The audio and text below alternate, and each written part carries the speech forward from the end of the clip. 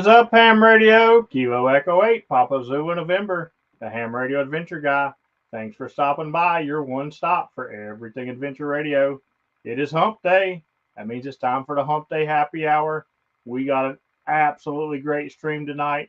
I've been excited about it all week, and I can't wait to get it started. But before we do that, as always, we're going to give a shout out to the Patreons.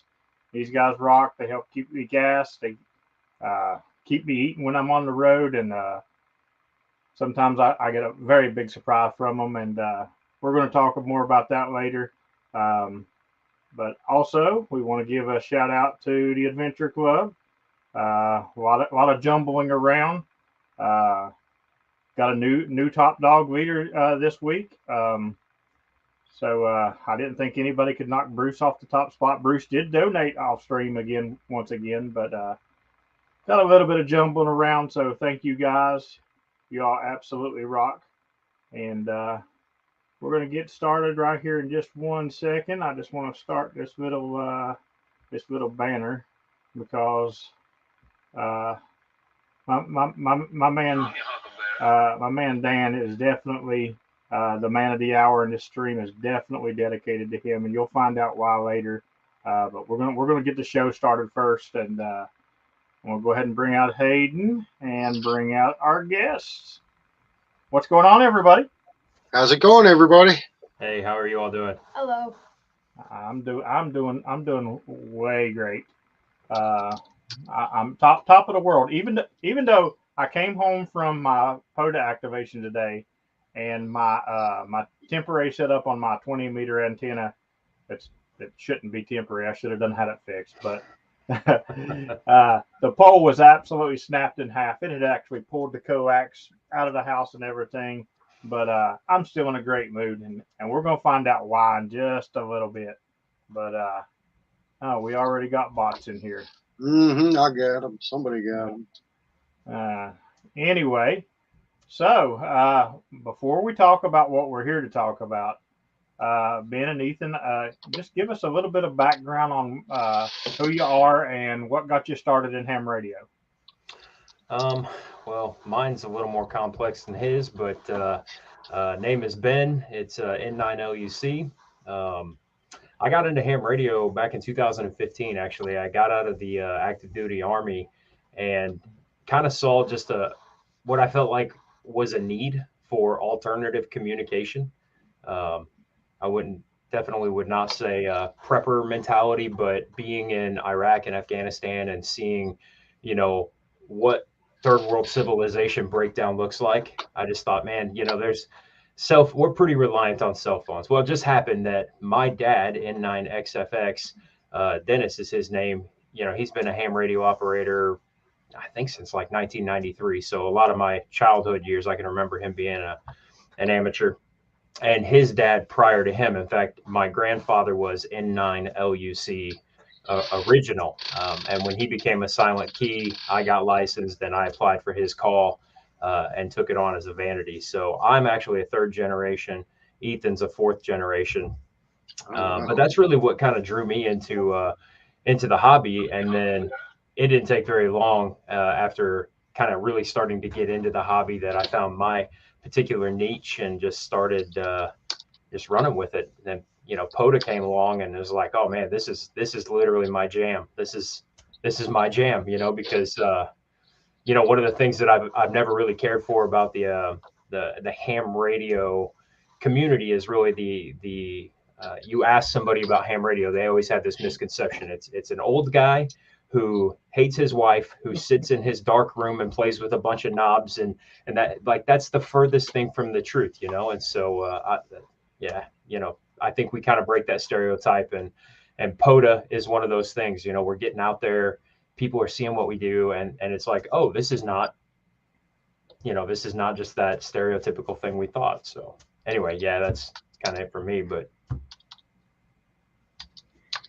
what about you, Ethan? I got in because of POTA. POTA was pretty cool. Whenever I became a technician, it was all right. Didn't really get most of the activation, so I moved up to the general. It was a lot easier from there. So I got into ham radio because of POTA. Awesome. Well, I'm gonna tell you.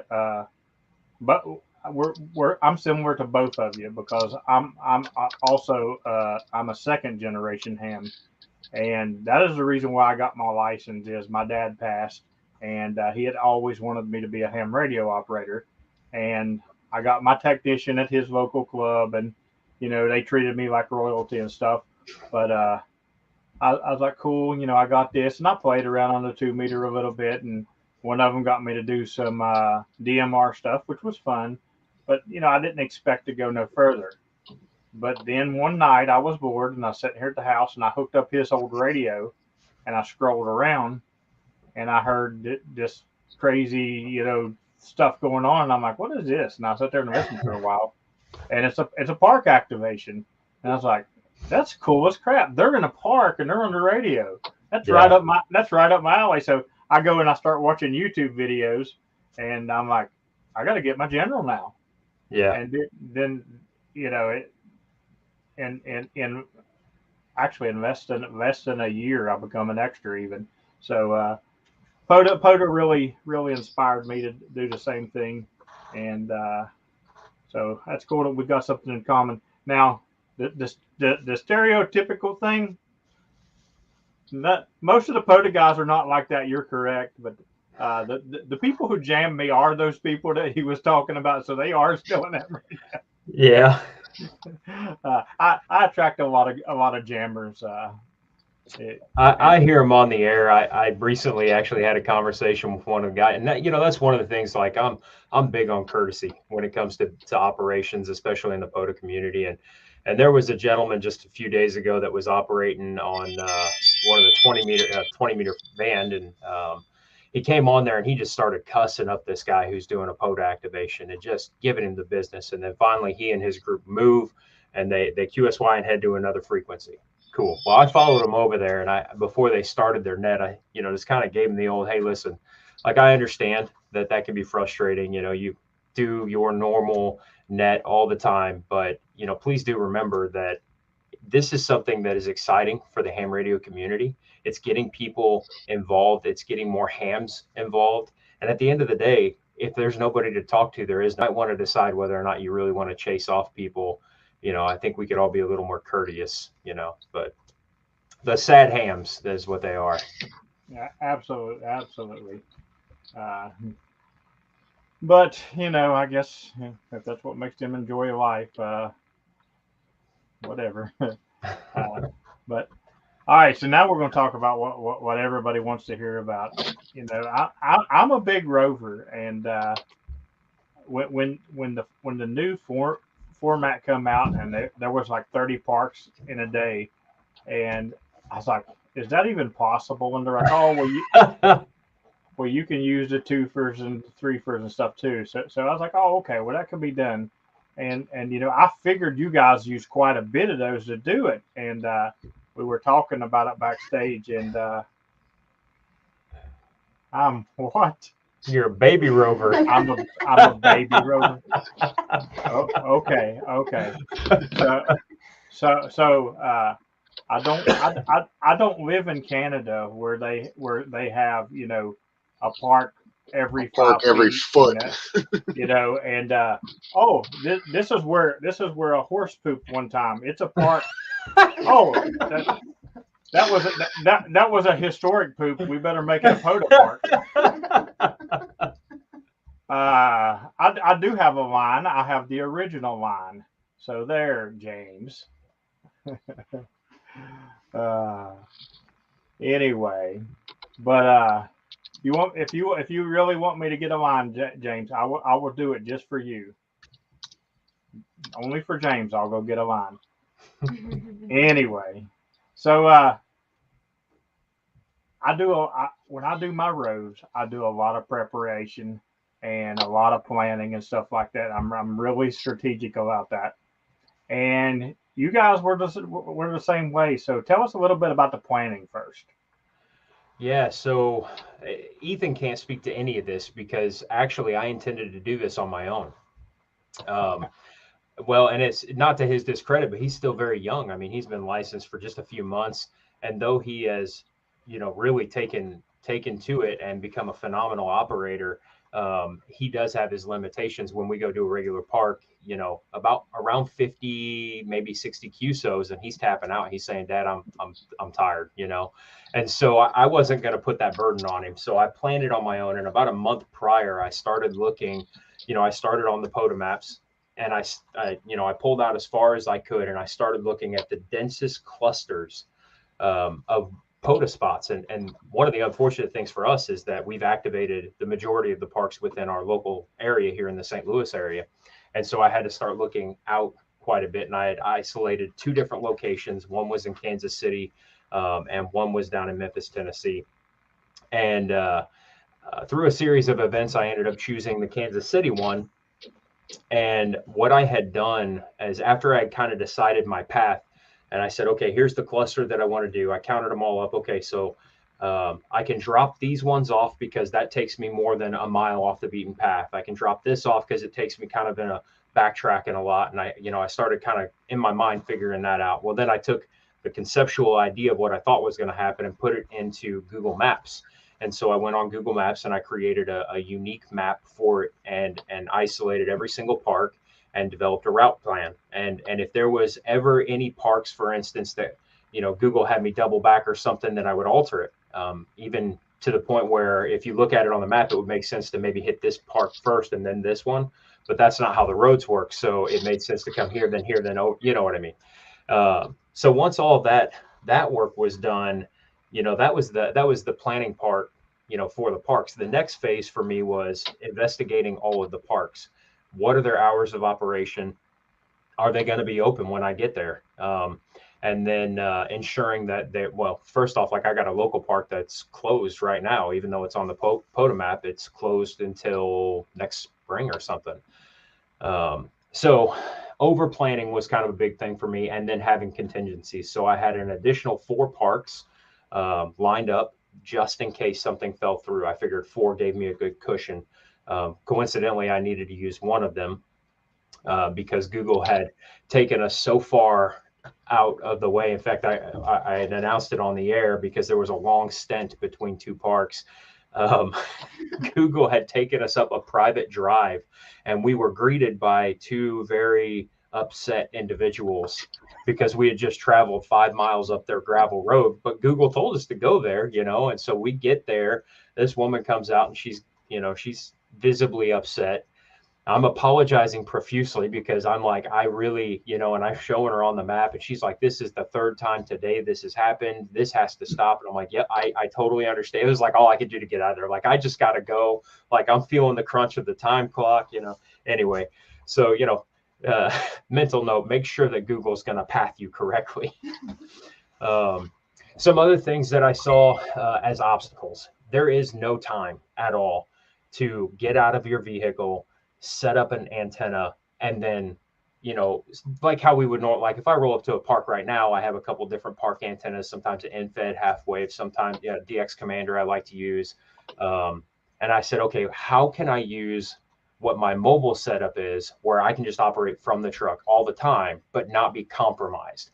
Because that's the biggest hurdle to me, is having, a very efficient antenna, because you never know what the conditions are going to be like. And so I wanted a 100-watt radio, which for me was my FT891. That is my mobile antenna, or my mobile radio.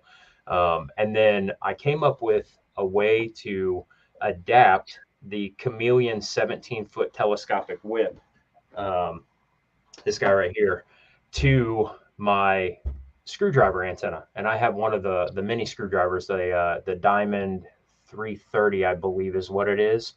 I can't remember the exact name. And what I did was I made an adapter. I have a lathe, and I turned an adapter to adapt the whip thread so that it would mate up to the 3/8 24. And then I added this piece here, which is a quick disconnect. There are a bunch of different manufacturers that make them. I went with Fire Stick. I liked the design and the way that it had such good positive contact. And so literally it was a matter of jump out of my truck, hop in the back of the truck, push this on, lock it, and I'm back in the truck. So that was the antenna system that I went with. I'm very fortunate, of course. very fortunate to have a large truck. I have a 1-ton dually, so I have a lot of mass under my antenna, so I didn't have to worry about radials and things like that.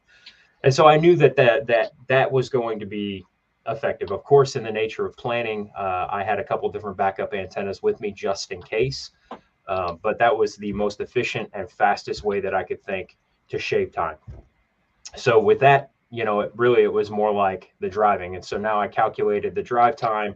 How much time do I physically have to be on the road? How long do I think I need to be in a park? How long? Well, all of it, that kind of stuff. Yeah, so that was kind of part of the planning and prep phase. And of course, I'm calling my father. My dad's kind of been an Elmer to me throughout the years. And hey, do you think this will work? Or hey, is that going to work? Or am I losing my mind here? Or, and for me, it was just plan every single thing that I had control over. I can't control who's going to be on the airwaves. I can't control propagation, but I can give myself a sporting chance. So that was kind of how that went. All right, really quick, I got to give a shout out to Kent, Kilo 9 Alpha Echo Echo for the 5 slices of pizza, and to Randall for the 30 slices of pizza. Appreciate you guys very much. You guys will help me evidently go get an eagle, since James wants to say I'm a mini rover.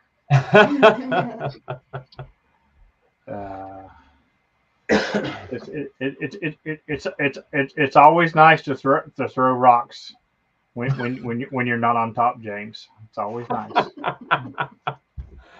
Anyway, I don't know if Dan was saying it as a question or not. He's like, did you calculate for food stops and bathroom stops and stuff like that?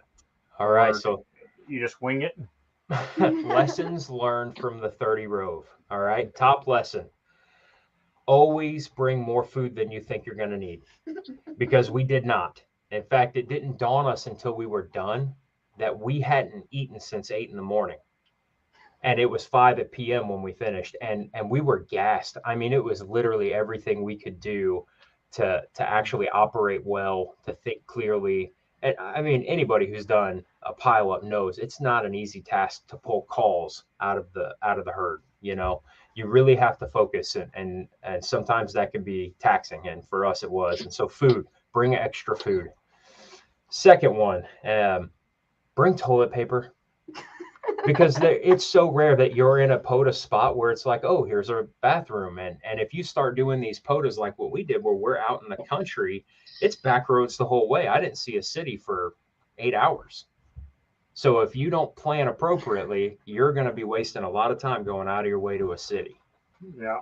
So those were lessons. So when I do it again, I know I mentioned it before, Ethan is my oldest. My wife and I have 6 children, and the next 2, Gabriel and Grace, they're about ready to test for their tech exam. And then we're going to get them out there, and they're very excited to do the same thing. So this is just one of many that'll happen, and hopefully every time they'll get better.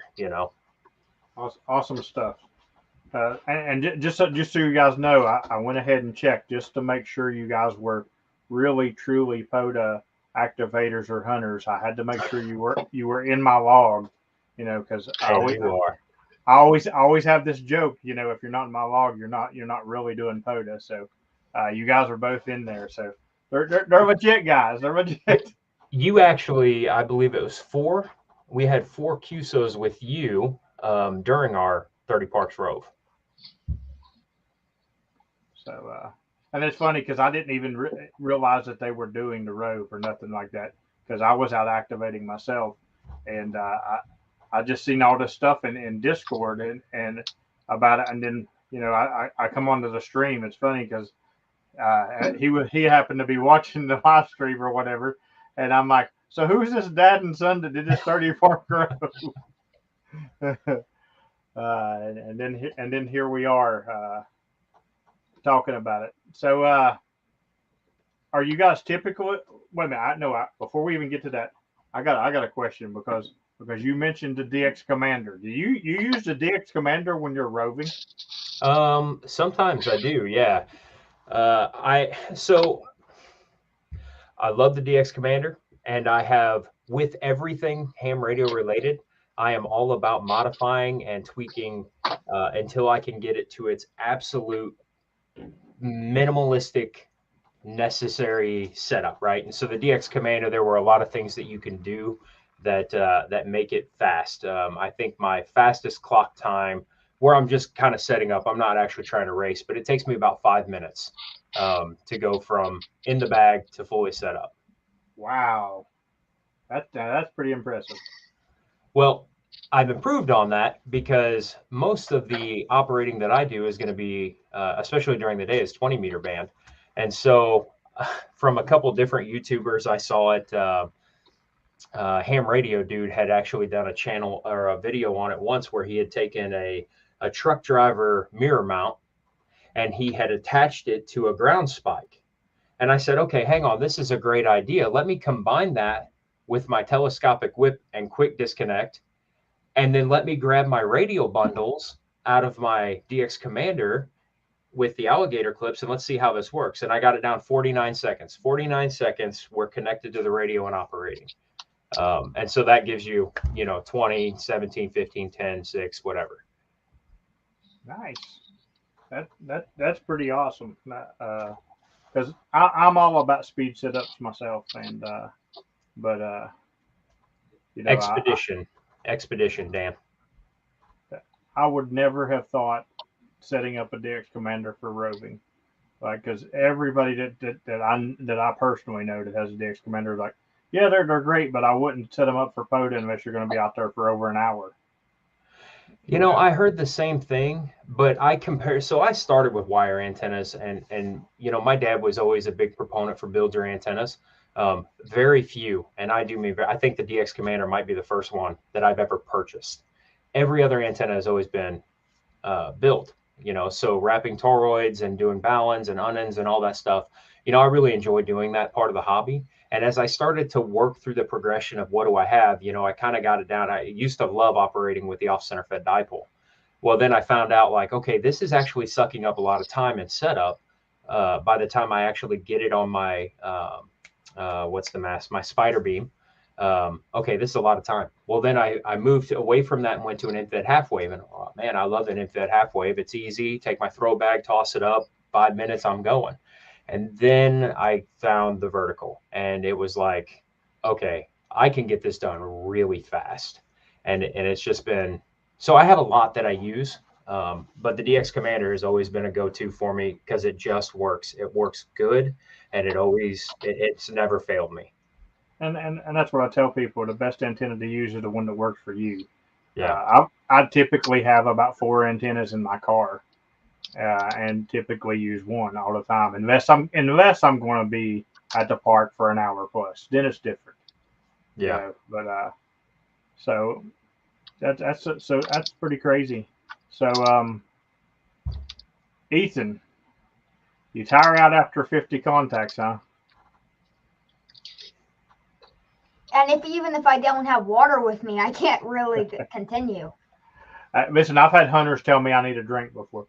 So, so I know you definitely got more than 50 contacts in this Rove. Well, how many activations in before you started getting tired?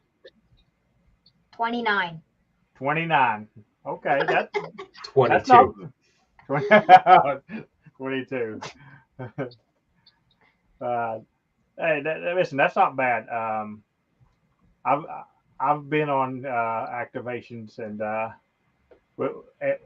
normally after about 17, 18, I start just confusing part numbers, and anymore I do it after 2 or 3 because I've been working on a lot of eagles lately, and I'm so used to going to certain parks where I'm on a daily basis, and I start calling that part number and another one all the time anymore. So it gets funny. But I went on a 18 park Rove one day with Bill K4 NYM.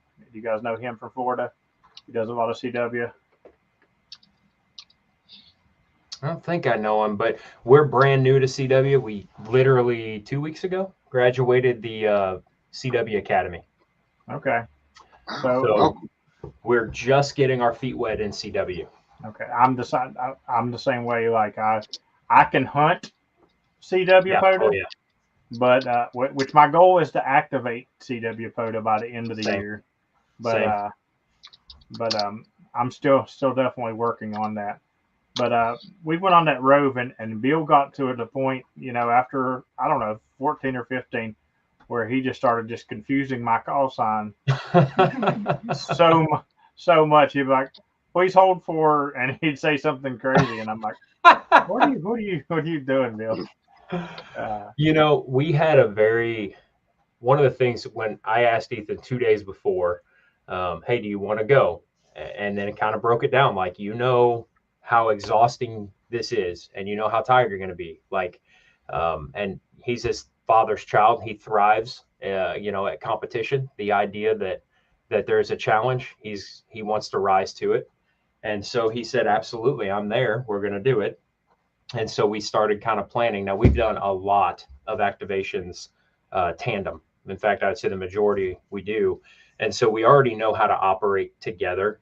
We already know how not just to pass the mic, but also, some of the things that uh, I'm giving him more, if you will, more responsibility in doing is like that QRZ, just setting up that next one where we're not having to, we're saving time wherever we can. Um, and stuff like that. But we're kind of, I would say that for now, as he's still learning a lot, I try to keep it as regimented as possible. Hey, we absolutely want to be courteous. And if someone wants to engage in a legit conversation, let's do that. However, don't initiate necessarily a big conversation, because then you're going to start stumbling a lot and things like that.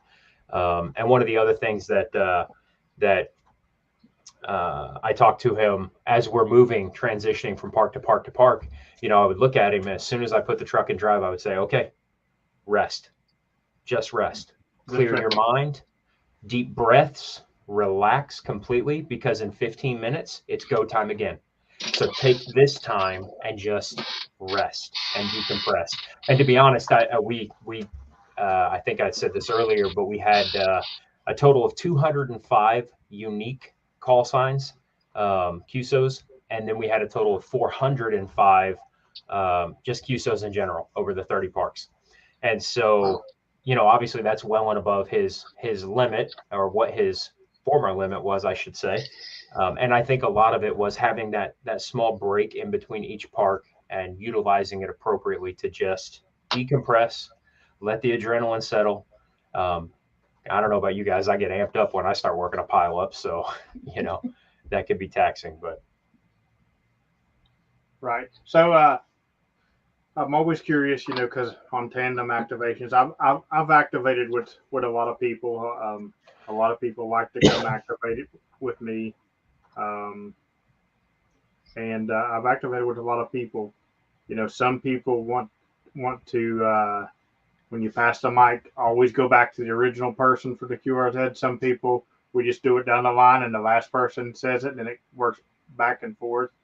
I've activated with one guy, and he wants to do so many contacts, and then you switch over and do so many contacts, then back and forth like that, which I do not like that way, by the way. But No. How do you two do it? We just pass the mic back and forth. Like he'll call CQ, then the call sign will come in, and we'll finish the QSO. He'll pass the mic back to me. Then whenever I'm done with the QSO, he'll either say pass the mic back to me or say QRZ. Right. See, that's the way I really like to do it. Like, I'll start calling CQ, and then when I pass the mic to the next person, they'll work them, and then they just say QRZ. They'll pick the call, and then they pass it to me. It seems to be faster like that, but because it does slow down, especially if you're working with a more inexperienced operator. I have took brand new operators out, and it's um, a lot slower like that. Yeah. Well, I actually got some really good advice a couple months back, actually, because we didn't start POTA until maybe 3 months ago, 4 months ago. Okay. I had taken a long hiatus from ham radio to finish grad school, and so with obviously my job and family, and something had to give. So ham radio kind of had to go to the back burner. And so whenever grad school was done, it was like game on. And so we really started doing a lot of the POTA stuff then. And in one of my very first parks, I made the comment that I'm struggling to work this pile up. I've never been a contester. It's not something, this was very foreign to me, right? Normally people never want to talk to me, you know, and now all of a sudden everybody wants to talk to me. And one of the guys jumped on, he said, listen, everybody wants to talk to you. That means you dictate the pace. Don't worry about what everybody else is doing. You control the pace, and everybody else has to follow because they want to talk to you. And ever since then, man, I've held that. And when we're operating, that'll happen. He'll start getting going, and he'll just like all of a sudden he's going so fast, and I'll go, stop, slow down. You're just going too fast. And we started, in fact, during our the Rove, we started developing hand signals. If he was on the mic and I'm looking, okay, we're at 8 calls. I always feel bad. I hate shutting down a park when guys are still there. It almost hurts me on the inside. I mean, I really do. And to anybody who's watching this, if I didn't get you, please know that will haunt me forever, because I absolutely hate leaving contacts on the table, because I just know like those guys really want to make contact with you, and I want to do that. But when you're doing the Rove, it's like, hey, you got to get, you know. And so I would start telling him, he'd be in the middle of a QSO and he's kind of looking at me because he'll have his back against the dashboard of the truck and I'm sitting normal, and I'll go, and he's like, got it. And then he'll announce 4 more contacts, QRZ, or I'll say, you know, whatever. And I'll just let him know like, hey, this is where we got to be. Start prepping those who are listening. That way, whenever we say, hey, we're QRT, we're heading to the next park, at least we gave you a notice, you know? Right. You know, I'm the same way. I got way too big of a heart, and I try to work every last hunter. And for a Rove, you have to set a number and go. That's true. And I am a little better on Roves, but like when I activated with Bill, like literally, he wanted to do 10 contacts, and I can't do 10 contacts. My nerves can't handle 10 contacts. If one of them is busted, I just failed an activation. That's exactly right. I have to do 12 contacts. It's 12 contacts, and that's my limit. But he agreed to it, and literally, you know, he'd start at like 8. All right, 4 more. You know, when it got back to his turn, the next time it'd be 2 more, you know, because we were passed up back this way. Yeah. And on the last one, when I was saying, all right, 73, he literally, because he would announce one more, he literally would push the power button on me because he knew that if I heard somebody, I'd be like, oh, I got to get him. I would do the same thing. He would push the power button on me. Before I would even let off the mic. Like as I'm saying N90 UCQRT, I'm hitting the volume knob just so that when I let off the mic, I don't hear a single thing, because I would do the same thing.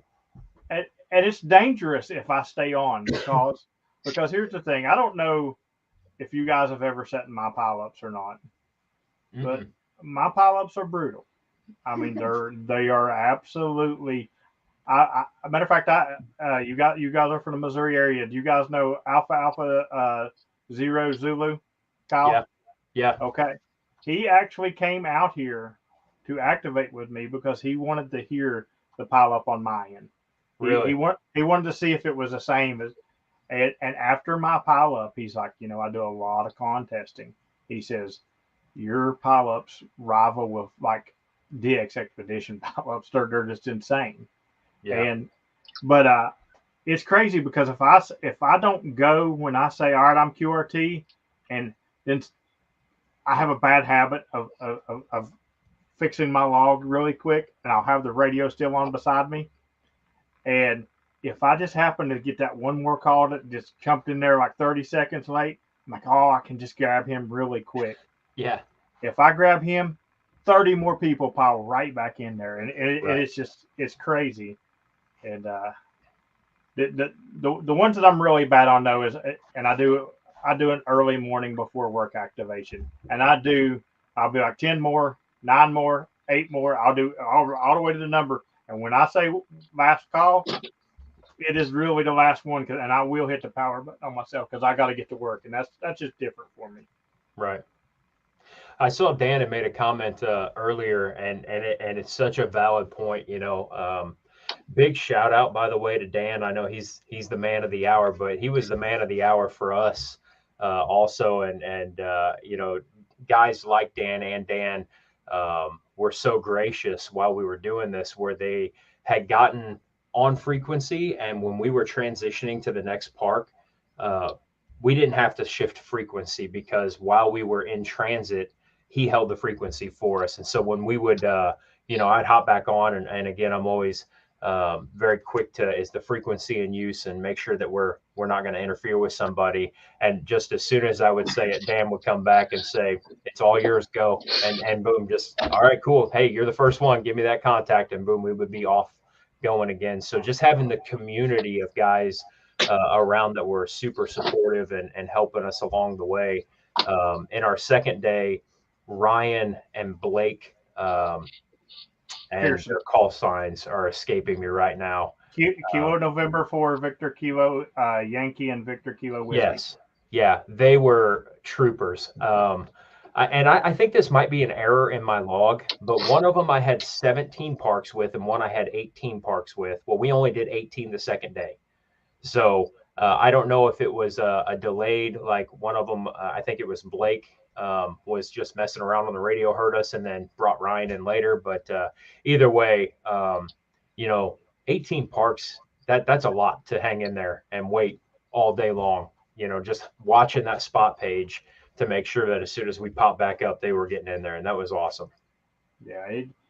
There's a group of hunters that I can always count on that's going to be there.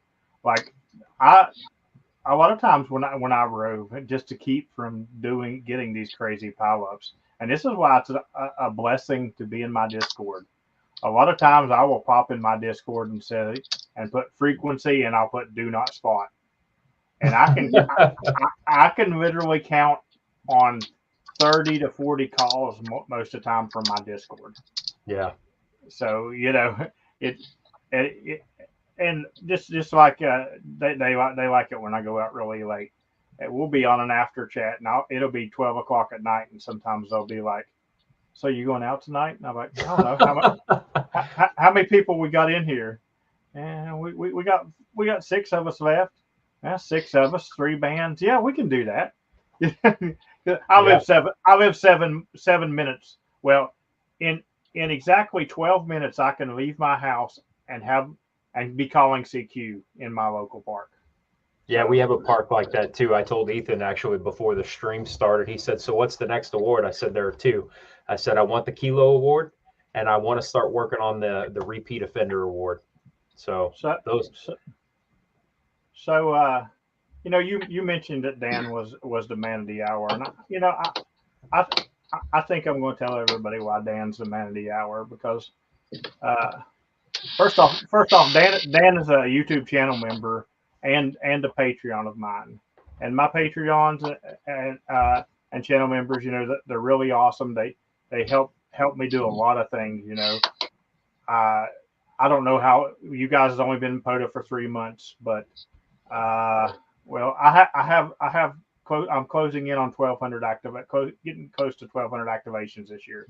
I spend a lot of money in gas and a lot of things, and they really help me out. And I've had some really good people that's helped me out do a lot of things. And so I don't know if you guys watched my Valentine's video, but on my Valentine's video, I actually proposed to my Yaesu 991A and asked her if she would POTA with me. And Dan is actually a bad influence. You should watch that video. It's hilarious. Everybody loves it. But Dan is actually a bad influence because Dan has talked me into cheating on my girlfriend that I'm engaged to because he sent me a Christmas present. He sent me this wonderful book right here. Oh man! Oh man! And there was something else in the box with this wonderful book right here, and I I haven't even got to hook it up yet because I just get home. But this beautiful, beautiful work of art right here. Let me make sure I'm getting it on the camera right here. Yeah. Oh yeah, this beautiful baby is something I've been wanting for a very long time. And Dan messaged me and said he had sent me a Christmas present. And I was like, oh, that's awesome. It, I was not expecting my dream radio, so Yeah. I Oh really wow! I really appreciate. He's definitely the man of the more of the man of the month for sure. But I appreciate that. All right, That's the same radio I got at the QTH. That's my main radio. Yeah, it's like I've been using the 991A and I love the 991A. But I've wanted the DXN for a while, and James Linden from Canada, the AmCam, the American Canada guy, but the one who said that you guys were number 6 and 7 to receive that award. He came down and activated with me, and I used his radio, and the filtering on it's just, I mean, it's just stupid good. And I was like, Yeah. I gotta have one of these, and it made me even worse. And yeah, I didn't even mind that my antenna had snapped into today because I'm good, Yeah. But, how could you be upset when you got that sitting there? Yeah, so that was a very pleasant surprise. Heck, that's better than any of the vendors have sent me for stuff to review. But all right, we'll get back to you guys. I just wanted to give him another shout out, and I'll probably shout him out like a million more times because. Shame on you! You haven't sent poor Dan a QSL card. But no, I told him that I don't send nobody any unless they send me one, and he just got his. But you can guarantee that tomorrow morning, Dan will get a QSL card going out. Wow! He'll get all the Ham Radio Adventure Guy stickers that I've got going out. That's funny. Yeah. He'll definitely get a card going out tomorrow morning. That's for sure. Oh, all right. So what was your favorite part of this Rove?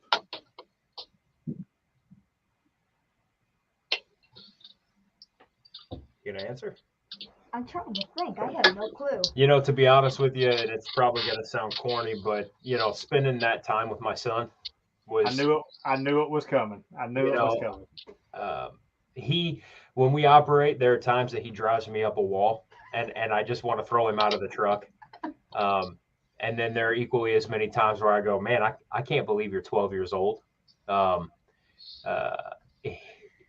just, he has just taken to being an operator and being a good operator, right? Not just, getting on and being able to talk, but actually being able to control a pileup, first of all, being able to communicate efficiently, have no formal training in phonetic alphabet and just learning it, things like that. Just, to be honest, I couldn't be more proud of him.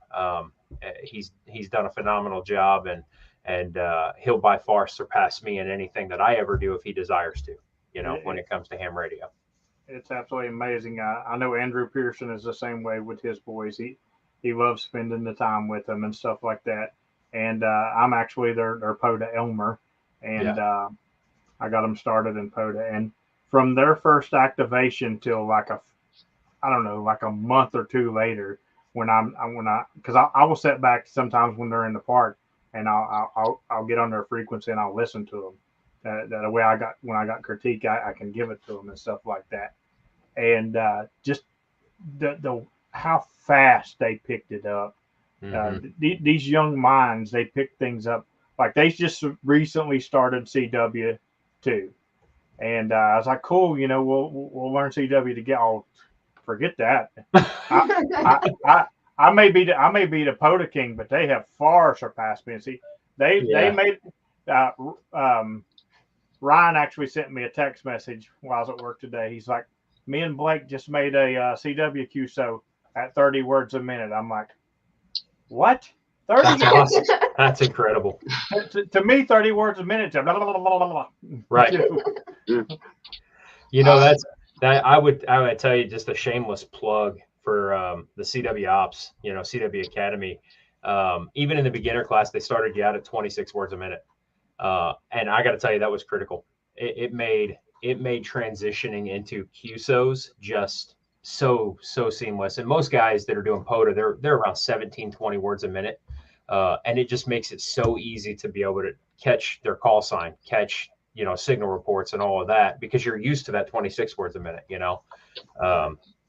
But shameless plug, if you want to learn CW, go to the Academy. It's worth it, and it's free. There you go. Long Island CW Club is also good, but you will pay for it.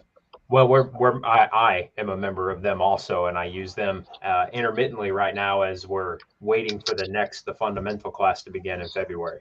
Awesome. You should go in the archive in the portable operations forum and check out my presentation on portable operations. Oh, okay, cool. I hear it was good. Everybody said it was good, so we'll see. I'm gonna write it down. All right, let's see here. Anybody got any questions in the chat? I'm your huckleberry. Look there, Hayden doing what he does best, dropping stuff in the chat.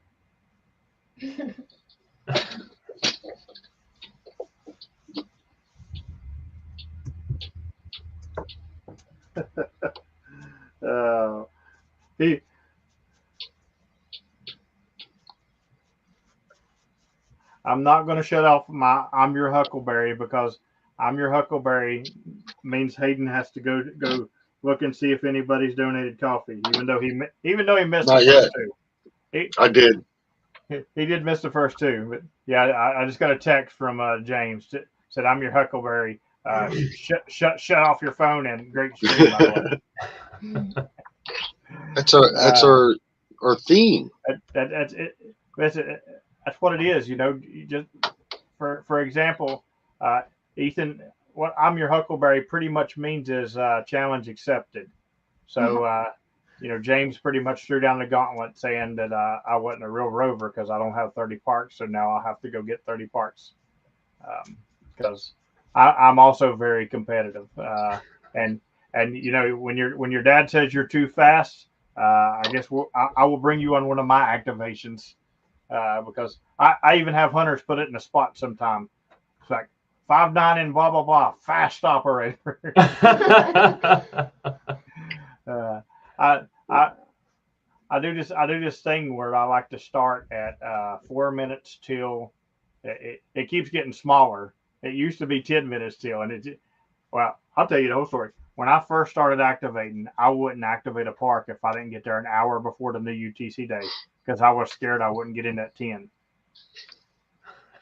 But now I'm literally down to I get there, and as long as I'm set up and can call CQ in 4 minutes still, I want to see how many contacts I can get in 4 minutes.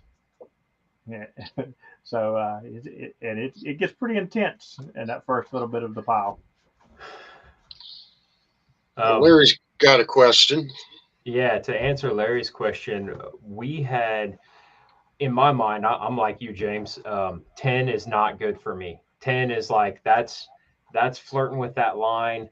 And I know I could get credit for making contact with him, but I don't want to fudge my logbooks or anything.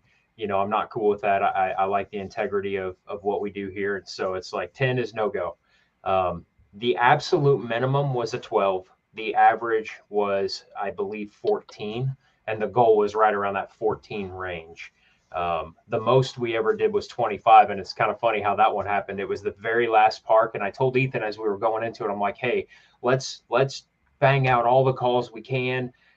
Like these guys have been chasing us. Let's do let's kind of reward, if you will, by trying to get as many as we can. We hit 20 and he goes, Dad, I can't keep going.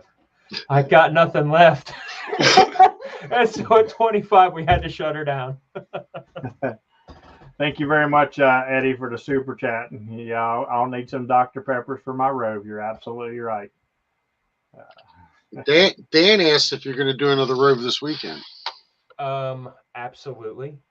although it won't be a 30 because I for those who aren't aware, every year the POTA has their plaque event, and I have isolated an area that's fairly easily accessible for me that has about 100 parks within a very condensed area. And I've done the mapping on it, and I believe that in the 48 hours of operating, I believe I can hit all 100 parks. But since they need to be unique parks, I'm not going to blow them on a Rove.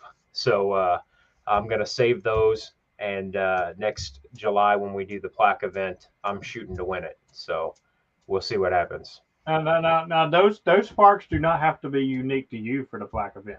Oh, really? I didn't know that. I thought they had to be. No. You can't do the same park, twice or nothing. But you got to, when they say unique, it's got to be like 100 different. Like if you're doing 100, it's got to be 100 different parks. Oh, so wait, does that apply to the Rove also? Yeah. Oh, I understood it, and obviously this is my ignorance. I understood it as you've never activated it before, so that's why we drove out to Kansas. Otherwise, we probably would have just tackled the ones here in St. Louis because we could have knocked out 30 easy there. 100 parks would beat me. This Go for it. James, the guy that has the current record. That's okay. Yeah. So James, just shout out 64 parks. I looked you up, and that was what made me determine I wanted to go for 100. You were my motivation, and I went if the 30 park Rove is kind of what sets the benchmark as to what is possible, then I'll use that to gauge it. Well, something we hadn't talked about yet is that we operated 12 actual hours. So but that 12 hours included drive time, to and from parks and things like that. So physically operating, I don't have a clue how long we operated, but including drive time, it was 12 total hours. And like I said, I have another area that's just as condensed, and based on at least my study, I think it'll be about there. So I'm coming for you next year, and I look forward to seeing if you'll up the ante a little. Oh, shots fired. I love it. I love it. Only in friendliness. Only in friendliness. Hey, listen, when you come to my channel, you be as competitive as you want to be. That's what it's all. That's what. But POTA might not be a competition, but all the POTA operators say it is. Yeah. Well, he says he's not doing it again.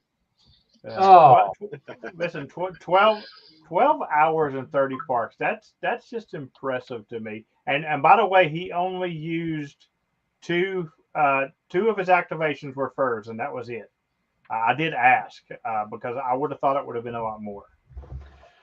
Yeah. So the last park we did on Friday night, which I can't remember the park numbers. It was 3 historic trails, and honestly, had we been an additional 200 feet, we would have had a 4th, but I couldn't do that because I knew we weren't within the range of it. So we stuck with the 3, and so that one stop generated 3 parks, and then the second to last or the third to last, I can't remember, was a 2-fer. Other than that, everything was individual. Good stuff, man. Good stuff. All right, we're going to start wrapping it up and getting ready for the after chat for the Patreons and stuff. Hayden, if you don't care, put my Discord link in the private chat. That way Ben can get that in case they want to come over. And as soon as I see that you joined there, Ben, I'll get you permission. It'll be in the voice chat called what is it called? After chat. Okay. Happy hour after chat. And that's where we'll be for that. But what do you guys got coming up before we head off here? Kilo Award. Kilo Award? Yep. I was actually a little devastated the day before we did the Rove. I had actually emailed POTA and asked about the radar award because the radar was actually my next target.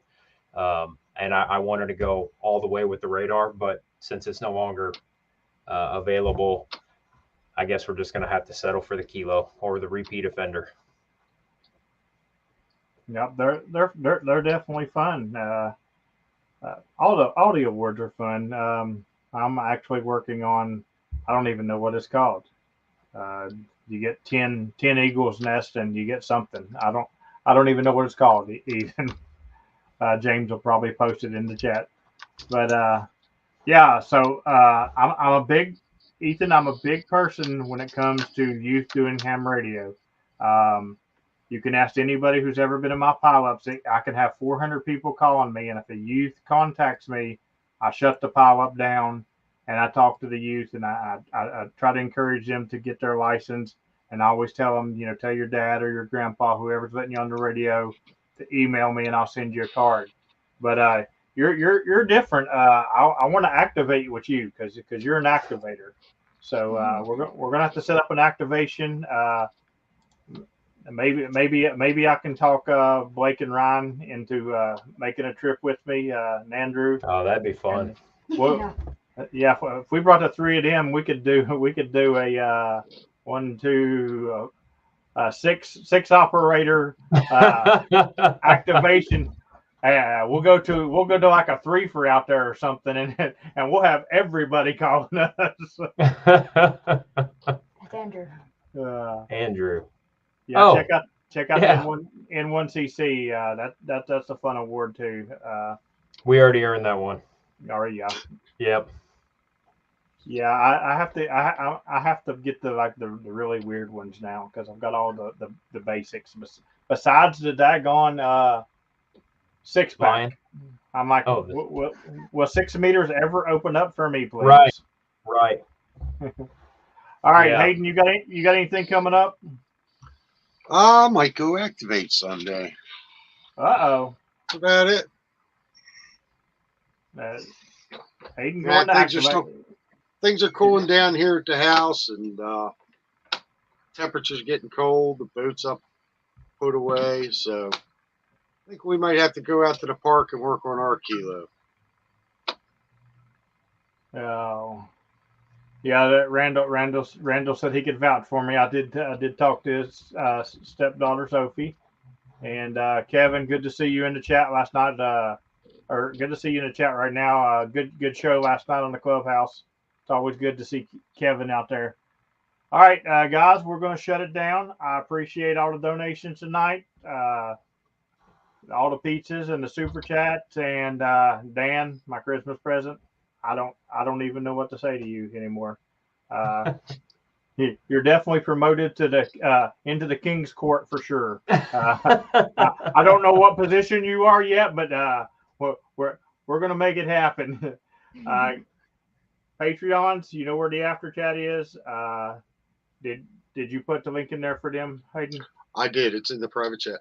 Okay, you two just hang out right here real quick, and everybody else 73. 73, everyone. Thanks for watching, guys. Bye.